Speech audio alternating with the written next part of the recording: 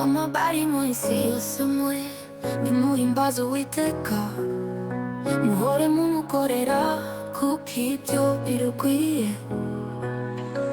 Mumenye yuko Uwiteka ari we watwiremeye, turi n'intamaragira turi zo mu mukumbi we.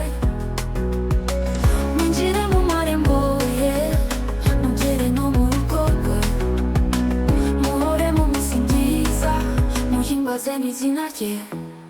Umwami Imana ni mwiza, imbabazi n'ubuntu bye iteka bizahoraho mwese.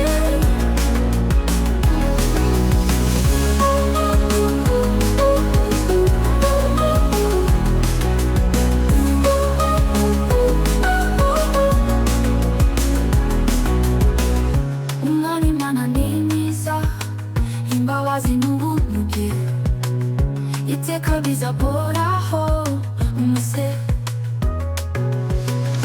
Umwami Imana ni mwiza, imbabazi n'ubuntu bye iteka bizahoraho